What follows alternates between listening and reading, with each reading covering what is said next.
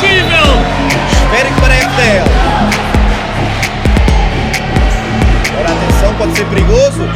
Ganha espaço. Já Já está feito. Mas que golo de belo efeito.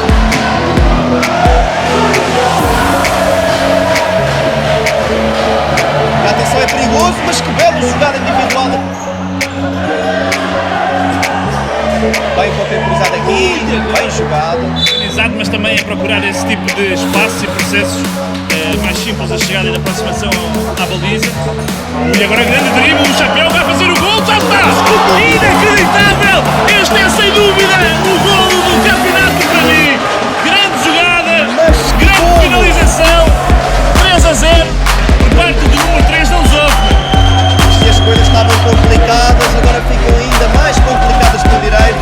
3-0, e a questão é que aqui foi um golo que anima toda a equipa, anima as bancadas, porque isto foi uma obra de arte.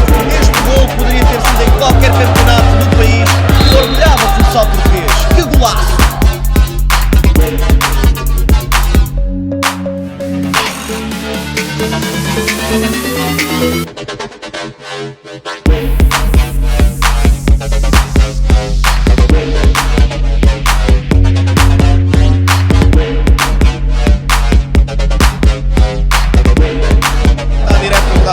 Vai tentar aqui uma combinação, aí está ela, pisa a bola, devolve ao colega, mas que bem jogado, foi uma abertura.